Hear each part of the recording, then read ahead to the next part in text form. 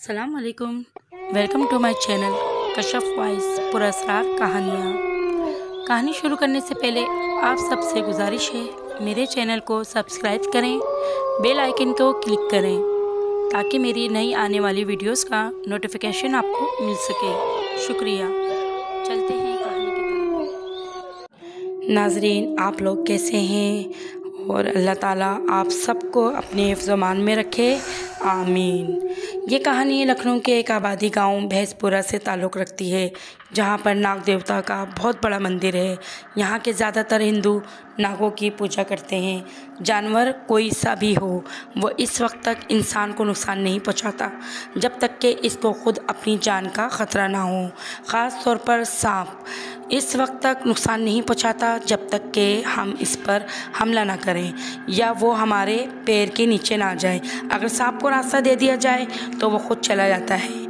बहरहाल ये जो कहानी है मैं आप तक पहुंचा रही हूँ, एक सांप की है जो भैंसपुरा चौके एक छोटा सा गांव था, जहाँ लोग कच्चे मिट्टी के घरों में रहते हैं और अपना गुजर बसर मेहनत मजदूरी करके करते हैं। यहाँ पर एक मंदिर था जो कच्ची मिट्टी से बना हुआ था। जगह जगह जंगली झाड़ियाँ और खंडरात थे। इन खंडरात में सांपों ने घर बना रखे थे। यहाँ वहाँ वो अंडे देते, शायद आपको मालूम ना हो मगर मैं वाज़े करती हूँ, ये 100 से ज़्यादा अंडे देते हैं। और जब इनमें से बच्चे निकलते हैं तो इसमें वो बच्चे खा जाते हैं जो मुर्दा होते हैं, वरना आज दुनिया में इंसान से ज़्यादा सांप होते। इस मंदिर के पुजारी इन सांपों की निगहदाश्त करते हैं, इनको खाने के साथ रोज़ दूध वगैरह पिलाते। उन्होंने मंदिर में एक नाग देवता का बहुत बड़ा पुतला बनाया हुआ था, जिसकी सुबह शाम पूजा की जाती है। अमावस की रात वो दूध से इसको पुतले को नहलाते। पूरी रात बीन की धुन पर नाच होता। वो कहते थे यहाँ पर एक दिन नाग और नागन इंसान की शक्ल में हमारे देवता बनकर आएंगे। बस मैं अपनी कहानी शुरू करती हूँ। अमावस की रात थी, सर्दी बहुत ज़ोर पकड़ रही थी। चरिंद परिंद सर्दी से बचने के लिए पनाह की तलाश में इधर उधर घूम रहे थे। अंधेरा होने से पहले वो अपने अपने घरोंदों और अपने पनाह गाह तक जाना चाहते थे। यही इंसानों का भी हाल था। सब लोग जल्द से जल्द घर की तरफ दौड़ लगा रहे थे, क्योंकि सर्दी के साथ साथ बारिश के भी इम्कानात थे। ऐसे में जमुना अपने दोनों बच्चियों के साथ घर में दाखिल हुई। जमुना का आदमी मर चुका था, बच्चियाँ छोटी थी। वो मिट्टी के खिलौने बनाकर बेचती और जो पैसे मिलते इनसे गुजर बसर करती। कच्चा पक्का घर था। अच्छे वक्त में इसने एक गाय, चंद बकरियां, मुर्गियां अपने घर में पाली हुई थी। गाय के दूध से घी, मक्खन, दही वही मिल जाता। दूध बेचती और बकरियों का वो दूध घर में काम आ जाता। एक दो मुर्गियाँ अंडे देती तो वो भी बच्चों के खाने के काम आते। आज सर्दी की वजह से बच्चियाँ थक चुकी थी। जमुना के जोड़ जोड़ में दर्द था। इसने घर में दाखिल होकर चिराग जलाया और चूल्हा जलाया ताकि बच्चियों को दूध गर्म करके दे, और ख़ुद भी भूख लग रही थी। सुबह की रोटी पड़ी थी। इसने दूध के बर्तन को उठाया। बर्तन खाली था। वो हैरान थी, ये क्या, मैं तो बर्तन में दूध रख कर गई थी। भूख की वजह से वो डिब्बे की तरफ बढ़ी जहाँ वो अंडे रखती थी। इसने खुद 4 अंडे रखे थे, वो अंडे भी नहीं थे। वो बहुत परेशान हुई और इसने अपनी बेटी लता और सरस्वती को पूछा, तुमने अंडे देखे हैं? उन्होंने कहा, अम्मा सुबह यहाँ रखे थे मैंने। दूध तुमने छीके में रखा था, पर कहाँ गया? जमुना ने कहा, अंडे तो शायद कोई चूहा ले गया, पर दूध भगवान जाने कहाँ गया। शायद तुमने जाते जाते पी लिया। नहीं अम्मा, हमने नहीं पिया। तुम झूठ बोल रही हो। नहीं अम्मा, सच, हमने तो तेरे साथ घर से निकले थे। जमुना ने प्याज की टोकरी से हरी मिर्च और टमाटर निकालकर चटनी बनाई। सर्दी हड्डियों को तोड़कर घुसा चली आ रही थी जिस्म के अंदर। जमुना ने अदरक का कहवा बनाया और बिस्तर करके बच्चियों को सोने को कहा। खुद लेट गई। अभी इसे लेटे हुए चंद मिनट ही गुजरे थे कि इसे महसूस हुआ कि कोई चीज़ इधर से उधर रेंगती हुई गई है। साथ साथ इसके मुंह से अजीब सी आवाज़ आ रही है, जैसे सांप जैसा फंकारता है। इसने चिराग उठाकर बच्चों के बिस्तर की तरफ देखा, कुछ भी नहीं था। फिर अपने पलंग की तरफ देखा, इसे कुछ नज़र नहीं आया। बहरहाल नींद कांटों पर भी आ जाती है। सुबह तड़के वो उठी। इसने गाय का दूध निकाला, चूल्हा जलाया उपले थाप कर गाय बकरियों को चारा डाला। फिर वो मुर्गियों के साथ डरबे की तरफ गई। इन्हें दाना डालकर उसने सोचा मैं देख लूँ अंडे दिए हैं। इसने देखा मुर्गियाँ डरी सहमी बैठी हैं, अंडे नहीं हैं। बकरियाँ भी डरी सहमी खड़ी हैं। जमुना परेशान हो गई, आखिर क्या बात है जिससे ये परेशान डरे सहमी है। इसने इर्द गिर्द नज़र डाली मगर कुछ नज़र नहीं आया। इसने बच्चों को उठाया, नाश्ता कराया, खिलौने टोकरे में डाले और दूध सरस्वती को पकड़ाया और घर को ताला लगाकर काम के लिए चल पड़ी। सर्दी बहुत थी, अबर छाया हुआ था, धूप नाम को नहीं थी।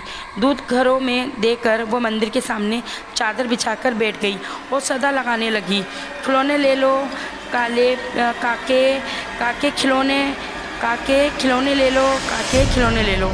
चंद बच्चों ने फिर सर्दी की वजह से सन्नाटा छा गया। ऐसा लग रहा था अभी बारिश आने वाली है। जमुना खिलौने का टोकरा सर पर रख कर अपने घर की तरफ चल दी। आज वो जल्द ही घर आ गई थी। बच्चों से कहा घर बहुत फैला हुआ है, तुम दोनों मिलकर साफ़ करो, मैं रसोई में भोजन का करती हूँ। आज उपले भी नहीं सूखे थे। इसने सोचा कहीं बारिश ना हो जाए। वो सूखे गीले उपले बाहर उठाकर ले आई और इसने इस कोठरी की राह ली जहाँ वो लकड़ियाँ, उपले और घर का दीगर सामान रखती थी। इसने उपले ज़मीन पर बिछा दिए थे ताकि वो सूख जाए। सूखे हुए उपले ऊपर उठाए वो बाहर रसोई की तरफ चल दी। अभी वो रसोई तक ना पहुंची थी, इसे मुर्गियों और बकरियों के शोर की आवाज़ सुनाई दी। इसने वहीं से डंडा उठाया और बाहर की तरफ लपकी। देखो ये कौन सा जानवर है जो मुर्गियों को और बकरियों को परेशान कर रहा है। जब वो मुर्गियों के डरबे की तरफ गई तो इसने देखा एक बहुत लंबा और मोटा सा सांप था जो मुर्गियों पर फंका रहा था। जमुना को देखकर सांप ज़ोर ज़ोर से ज़मीन पर सर मारने लगा। जमुना डरने लगी, शायद वो डस ले, मगर वो डरबे से निकलकर सहन में कुंडली मार कर बैठ गया। जमुना ने इसे गौर से देखा। इसका जिस्म सांप की तरह था मगर फन यानी चेहरा एक मासूम से बच्चे की तरह, और वो हसरत से जमुना को देख रहा था। जमुना को पता नहीं इस पर प्यार आने लगा जैसे वो इसी ही का बच्चा हो और इसने इसे कुछ खाने को मांग रहा हो। इसने मुर्गियों को एक तरफ हटाया और इसे वो 2 अंडे मिले जो इसने मुर्गियों के दड़बे में से लिए थे। एक थैली में से निकालकर फिर इसने छीके की तरफ हाथ बढ़ाया। वहाँ बर्तन में दूध था। इसने एक प्याले में दूध में रोटी डाल के और सहन के बीच में रख दी। लता और सरस्वती एक तरफ सहमी हुई इस मंज़र को देख रही थी। जमुना ने इन्हें तसल्ली दी, अरे ये भगवान का अवतार है, ये हमें और तुम्हें कुछ नहीं कहेगा। अम्मा ये काट लेगा। अरे नहीं। सांप ने अपना खाना खाया और रेंगता हुआ कोठरी की तरफ चल दिया। कोठरी की छत पर सरकंडों की थी। वो वहाँ जाकर बैठ गया और अपनी लाल लाल आंखों से जमुना की तरफ देखने लगा जैसे इसका शुक्रिया अदा कर रहा हो। अब जमुना का रोज़ का मामूल था। वो सुबह से सारे कामों से फारिग होकर अपनी बच्चों के नाश्ते से पहले वो सांप की थाली तैयार करती। कभी वो देसी घी की चूरी बनाकर देती, कभी वो दूध में रोटी भिगोकर इसको देती, साथ रोज़ एक अंडा। सांप अपना पेट भरता और कोठरी में जाकर बैठ जाता। अब ना मुर्गियाँ इससे डरती और ना बकरियाँ। ऐसा लगता था जैसे वो इस घर का फर्द हो और इनसे मानूस हो गया हो। बच्चियाँ घर में सफाई करती और वो नीचे होता तो वो रास्ते दे देता। इधर से उधर कलाबाजियाँ खाता यानी इनके साथ खेलता। जमुना दोपहर शाम इसे रूखी सूखी रोटी देती। कभी ये नहीं होता वो उसके प्याले में दूध दे देती और रात को रोटी वो इसे ही खाकर ही खुश हो जाता। इस तरह वो वक्त गुजरता गया। जमुना बीमार रहने लगी और लता और सरस्वती जवान हो गईं। जमुना बच्चों को लेकर बाहर जाती तो लड़के देखकर ओछी हरकतें करते और इसलिए जमुना अब कम लेकर जाती थी। खुद हिम्मत करके बाहर जाती। बाहर जाने से पहले वो अपने सामने दरवाजे को कुंडा लगाने की ताकीद करके जाती और सांप से ताकीद करके जाती, इनकी हिफाजत तू करना जैसे भगवान करता है। जमुना ने इसका नाम लालू रखा। वह इसे हमेशा इस नाम से पुकारती। लालू भी जमुना की एक आवाज़ पर रेंगता हुआ आकर इसके कदमों में बैठ जाता। एक सुबह बहुत ही हादसा हो रहा था। गर्मी से जिस्म पसीने से तरबतर होता था। जमुना ने सोचा घर में कुछ भी नहीं है, शहर जाकर एक बकरी और बकरा फ़रोख्त कर देती हूँ, वापसी पर राशन घर लेकर आऊँगी। जब भी कोई बुरा वक्त आता जमुना बकरी वगैरह फ़रोख्त करके अपनी ज़रूरत को पूरा करती। बकरियाँ दूसरे बच्चे जन्म देती, वो इन्हें इसी दिन के लिए बड़ी हिफाजत से रखती, सर्दी गर्मी बारिश से बचाती। वो जाना ही चाहती थी कि एकदम बारिश ने ज़ोर पकड़ लिया। शाम हो गई, रात ने अंधेरे का लिबादा ओढ़ लिया। जमुना के साथ साथ सुबह से बच्चों ने भी कुछ नहीं खाया था। घर में दूध के अलावा अनाज का एक दाना भी नहीं था। लालू भी बारिश की वजह से एक तरफ कुंडली मारकर बैठा हुआ था। जमुना उठी, इसने एक प्याली लालू को दूध दिया और थोड़ा जो बच्चा अपनी बेटियों को कहा, पी लो। लता और सरस्वती ने पी लिया, मगर जमुना ने देखा कि लालू ने वो दूध नहीं पिया। वो जमुना की तरफ हसरत याद से देख रहा था, जैसे वो कहना चाहता हो, अम्मा तू भी तो सुबह से भूखी है, तेरी बूढ़ी जान में इतनी शक्ति है कि जो तू भूख बर्दाश्त कर सके। जमुना ने लालू को गुस्से से देखा। दूध क्यों नहीं पीता? कहाँ से तेरे लिए अंडे और रोटी लाऊं?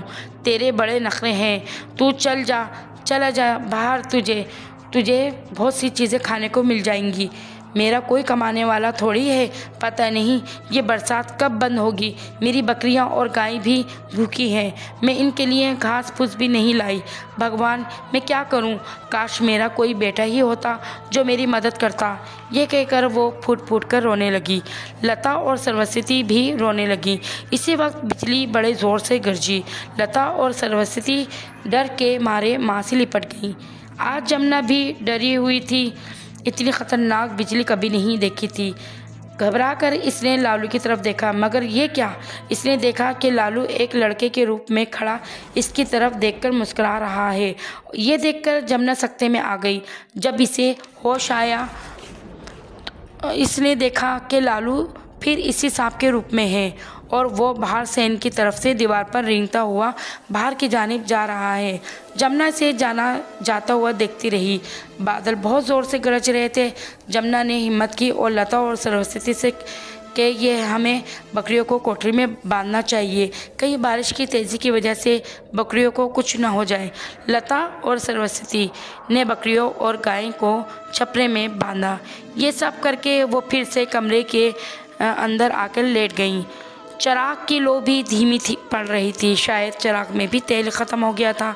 सुबह होने वाली थी, मगर बारिश की वजह से बहुत अंधेरा था। जमुना की आंख लग गई थी, बच्चियाँ भी सो गई थी। अचानक जमुना को सांप के फंकारने की आवाज़ सुनाई दी।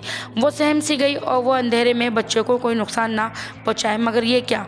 इसने देखा लालू इंसान की शक्ल में इसके सामने बैठा है। अम्मा ये ले। जमुना ने देखा लालू एक थैले में खाने पीने की चीज़ें लाया है। जमुना ने थैला खोला, इसमें मक्खन, रोटी, मिठाई, अंडे, हलवा, तरकारी वगैरह थी। इसने जमुना को इशारे से सहन में बुलाया। जमुना डरी सहमी इसके पीछे पीछे चल दी। अम्मा ये मैं कुछ घास लाया हूँ। जमुना ने देखा हरी भरी घास, पत्ते एक कपड़े में गुठरी की शक्ल में थे। तू कौन है? मैं तेरा बेटा। पर माँ मेरा जिक्र किसी से ना करना, मुझे बहुत से सपेरे तलाश कर रहे हैं, वो मुझे मार देंगे या फिर मुझसे ख़जाने का पता मांगेंगे। माँ मैं एक नागन और नाग का सपूत हूँ। मेरी माँ और बाप को ख़जाने की वजह से मार दिया गया। मेरी माँ ने मुझे कहा था कि तुम भाग जाओ और कहीं दूर जाकर पनाह ले लो। मैं इस पुराने मंदिर में आ गया, मगर मुझे यहाँ भी ख़तरा महसूस हुआ। अचानक मैं इस तरफ निकल आया और इस घर में पनाह ली। माँ तेरी गुर्बत का तेरा प्यार मुझे घायल कर गया। मुझे ऐसा लगा जैसे तू मेरी ही माँ है। सरस्वती, लता मेरी बहनें, मैं नहीं चाहता था तेरे सामने इस रूप में मैं आऊँ, मगर मुझे तेरे प्यार ने मजबूर कर दिया। आज से मैं तेरा बेटा हूँ और माँ मैं हर वक्त इस रूप में नहीं होता, सिर्फ चाँद की पहली तारीख या अमावस की रात के अलावा। आज चाँद की पहली तारीख है। माँ तू लता और सरस्वती को कुछ ना बताना, वरना मेरी जान को ख़तरा हो सकता है। वो बच्चियाँ हैं आस पास पड़ोस में बोल देंगी। अम्मा तू वादा कर। हाँ लालू मैं वादा करती हूँ, कभी किसी को नहीं बताऊँगी। माँ तूने जिस दिन से मेरा नाम लालू रखा और प्यार से बुलाया, मैंने इसी दिन से तुझे अपनी माँ तस्लीम कर लिया। सुबह होने वाली है, मैं अपने रूप में आता हूँ। बहनों को उठाकर खाना दे दो। पूछे तो बता देना, लालू पता नहीं कहाँ से उठाकर ले आया। जमुना ने लता और सरस्वती को उठाया, इनसे कहा कुछ खा लो। वह हैरान होकर खाने को देख रही थी। अम्मा, ये खाना कौन लाया है? अरे लालू पता नहीं कहाँ से ये थैला उठाकर लाया है। लता और सरस्वती लालू को देखकर हंसने लगी। अरे लालू के बच्चे, तुम बड़े ही लोफर हो, पता नहीं दुकान से किसका थैला लेकर आए हो। उन्होंने खाना शेर होकर खाया। जमुना ने लालू की थाली भी बना कर रख दी और कटोरी में दूध भी डाल दिया। अंडे रखे और हलवे में रोटी चूर कर इसके आगे रख दी। लालू भी बहुत खुश था वो बार बार इधर उधर से रिंग रहा था। अम्मा ने लता और सरस्वती को ताकीद की, तुम में से कोई इस बात का जिक्र किसी से ना करना, वरना वो लालू को पकड़ कर ले जाएंगे। लालू अपनी जगह पर जाकर बैठ गया। बारिश थम गई थी। लालू फिर खामोशी से बाहर चला गया। शाम होने से पहले वो फिर वापस आ गया। इसने जमुना के पैरों के पास एक थैली मुंह से निकाल कर रख दी। जमुना ने थैली खोली तो इसमें चंद सिक्के थे, जिससे घर का अच्छा खासा सामान आ सकता था। जमुना ने भगवान का शुक्र अदा किया, लालू के सर पर हाथ रखा और सामान लेने के लिए चल पड़ी। ज़रूरत का सामान लिया। वापसी पर इसने सोचा लालू के लिए एक पाव मांस यानी गोश्त भी ले लूं, वो भी खाकर खुश हो जाएगा। इसने लिया और घर आ गई। घर आकर सामान रसोई में रखा और खाने के लिए बच्चों से कहा, पका लो। इसने लालू को आवाज़ दी। लालू नीचे उतर कर आया और इसने लालू को बताया, आज मैं तेरे लिए मुर्गी का मांस लाई हूँ, जब भूख लगे तो बता देना। बच्चों ने खाना पकाया और खूब खुशी से खाया। लालू की वजह से उनके सब्ज़ी खाने को मिली, वरना दूध से रोटी या प्याज की चटनी वक्त गुजरता रहा। जमुना खिलौने बेचने फिर भी जाती ताकि इसके बदलते हालात पर किसी को शक न हो। इसने आस पड़ोस में यही कहा। वो और बच्चियां शहर में चंद घरों में झाड़ू बर्तन भी करती हैं। एक दिन जमुना लालू से पूछ बैठी, तू ये सिक्के कहाँ से ला के जमा करके लेकर आता है? इसने सुबह होने का इंतज़ार किया। सुबह नाश्ते से फारिग होकर इसने जमुना की साड़ी का पल्लू मुंह में दबाया और इसे अपने साथ चलने का इशारा किया। जमुना इसके पीछे पीछे चल दी। वो लोगों की आंखों से बचाकर नदी के करीब चल पड़ा। ये वो नदी थी जहाँ के लिए मशहूर था कि अगर तुम अपनी मन्नत पूरी होने का यकीन रखते हो तो सिक्का पानी में डाल दो। अगर वो सिक्का पानी की तह में पहुंच गया तो ठीक है, वरना ऊपर की तरफ ही रहा तो काम नहीं होगा। लालू जो सिक्के ऊपर होते इनको मुंह में जमा करके ले आता। जमुना इसकी अकल पर हैरान थी। वो मुतमईन हो गई थी कि वो किसी की दुकान या घर से कोई चोरी करके नहीं लाता। उन्होंने थोड़े थोड़े पैसे जमा करके बच्चों के लिए जहेज जोड़ना शुरू कर दिया। भगवान की कृपा से इनका अच्छी जगह से रिश्ता भी आ गया।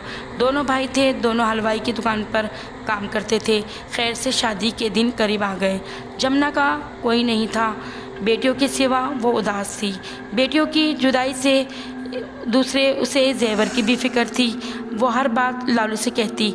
ये बात भी इसने लालू से कह डाली। लालू लड़के वाले जेवर को बोल रहे हैं, कहाँ से लाऊं?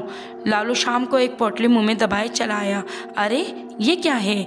इसने खोल कर देखा तो इसमें सोने की डल्ली थी। इसने सुनार से बच्चों के लिए सोने का जेवर बनवाया। शादी खैर से हो गई। जमुना अकेली रह गई, मगर लालू ने इसे अकेलापन महसूस नहीं होने दिया। वो गाय बकरियों के लिए आधी रात में चारा ढूंढ कर ले आता। घर की सफाई सुथराई में भी इसका हाथ बटाता। इसके पैरों के साथ कुंडली मारकर बैठा रहता। वो इस तरह ख्याल रखता जैसे एक बेटा। लता और सरस्वती कभी भी ससुराल आ जाती तो वो खुश होती। दोनों खानदान से प्यार करने वाले लोग थे। खावन बहुत अच्छे मिले थे। जमुना भी मुतमईन थी। दोनों के मियाँ आते तो वो नीचे नहीं उतरता।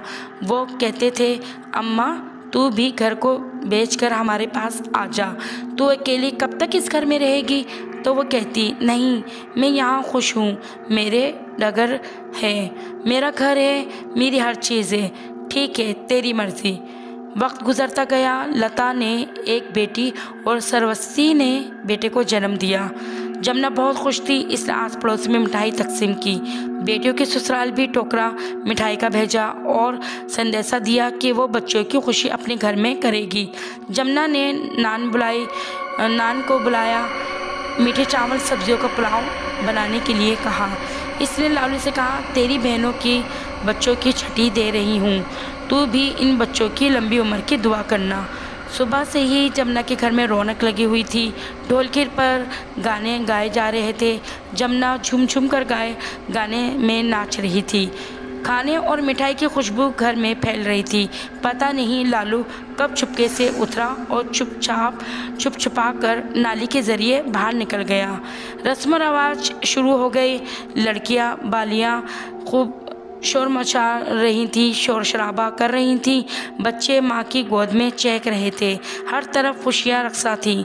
इतने में लालू बच्चों के लिए चंद सिक्के और चांदी के बिच्छू मुंह में दबाकर नाली के ज़रिए घर में दाखिल होने की कोशिश कर रहा था कि नान भाई जो के चावल को उबाल कर इसका पानी बहा रहा था। गरम गरम पानी नाली में जैसे ही डाला, लालू के शरीर को चीरता हुआ इसको ज़ख्मी कर दिया और वो तड़प कर सहन में भागा और ज़ोर ज़ोर से फंकारने लगा। तमाम लोग डर के मारे एक तरफ खड़े हो गए। जमुना सब काम छोड़कर सहन की तरफ भागी। लालू ज़मीन पर तड़प रहा था। जमुना लालू की तरफ दौड़ी। लालू, मेरे बच्चे, ये क्या हुआ तुझे? इस वक्त तो तू बाहर गया था, लेकिन बाहर गया क्यों? इसने जमुना के पैरों पर अपना बड़ा सा फन रख दिया और मुंह खोलकर सिक्के और चांदी के बिच्छू इसके कदमों में डाल दिए, जैसे वो कह रहा हो, मैंने भाई का हक अदा कर दिया। लता और सरस्वती भी रो रही थी। हर शख्स हैरान था, ये क्या माजरा है? मेरे बच्चे, तू मुझे छोड़कर जा रहा है, मैं तेरे बगैर कैसे रह पाऊंगी? तूने मुझे बेटे से ज़्यादा सहारा दिया। एक सपोलिया होकर तूने मुझे माँ का दर्जा दिया। देखो लोगों, ये मेरा बेटा है। इसने मुझे इस वक्त सहारा दिया जब हम भूखे थे। इसने हमें भूखा नहीं रहने दिया। ये भगवान की मूरत है। जमुना चीख चीख कर रो रही थी। सब ने देखा, लालू की आंखों से आंसू बह रहे थे, जो जमुना के कदमों को तर कर रहे थे, जैसे कहना चाहते हो, माँ तू परेशान मत हो, मैं अगले जन्म में भी तेरा लालू बनकर फिर आऊँगा। कुछ देर बाद लालू मर गया। कुछ आदमियों ने चाहा इसे जला दिया जाए, मगर जमुना ने ऐसा नहीं होने दिया। इसने अपने घर के सहन में खड्डा खोदकर इसे वहाँ दबा दिया। मेहमानों को खाना देने के बाद इसने वहाँ पर इसकी थाली भी इसी तरह से सजा कर रख दी, जैसे वो इसे रोज़ देती थी। थक कर वो सो गई। जब सुबह उठी तो इसे लालू फिर याद आ गया और वो फिर अश्कबार हो गई। इस खड्डे की तरफ जा पहुंची। इसने देखा थाली खाली थी, जैसे लालू ने खाना खाया हो। इसने वहीं पर एक मिट्टी का पुतला लालू की शक्ल का बनाया और वो रोज़ इस तरह ही खाने की थाली में परोसती। लोग आहिस्ता आहिस्ता यहाँ आकर पूजा पाठ करने लगे। लालू के बुत को भगवान की शक्ल दे दी। इस तरह जमुना का घर एक छोटा सा मंदिर बन गया। जमुना ज़्यादा अरसा जिंदा ना रह पाई। इसके दामादों ने चाहा कि वो ये घर फ़रोख्त करके कुछ पैसे कारोबार में लगा ले, मगर वो ये ना कर सके। जो भी इसे ख़रीदने की कोशिश करता, इसे रात भर नाक के पकाड़ने की सदाएं सुनाई देती। इन्हें लगता वो अपनी लाल लाल आंखों से मना कर रहा है। खबरदार, अगर तुमने आगे बढ़ने की कोशिश की। सब लोग डर से मना कर देते। आखिर लता के मियाँ ने हिम्मत की और एक आदमी से सौदा किया। जिस दिन इसने पैसा लेना था वो घर के सहन में आया। इसने चाहा कि वो लालू के बुत को मसमार कर दे। अचानक इसे लगा जैसे वो सांप अपनी असली शक्ल में आ गया हो और फन फैलाए इसे आगे बढ़ने से रोक रहा हो। सांप के पंखारों से सारा मोहल्ला हिल गया। सब दौड़े हुए जमुना के घर की तरफ आए। उन्होंने देखा लालू अपनी शक्ल में जिंदा खड़ा है और फन फैलाए लता के मियाँ को रोकने की कोशिश कर रहा है। सब ने एक आवाज़ होकर कहा, तुम ये मत करो, ये भगवान का रूप है। तुम्हें अब तक कोई नुकसान नहीं पहुँचाया। ये कोई आम सांप नहीं होता तो कब का तुम लोगों को डस लेता। तुम इसकी जगह से हट जाओ, वरना हम तुम्हें मार देंगे। ये हमारा भगवान है। लता की मियाँ को वापस अपने गांव में जाना पड़ा। आज भी भैंसपुरा में ये मंदिर मौजूद है, जहां हज़ारों लोग पूजा करते हैं।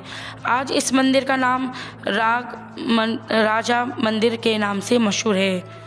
तो नाज़रीन, आप लोगों को मेरी कहानी कैसी लगी और आप लोगों को कहानी का पसंद करने का बहुत बहुत शुक्रिया। मेरी कहानी को लाइक और सब्सक्राइब करें और प्लीज़ आगे बढ़ाएं मेरे चैनल को। शुक्रिया।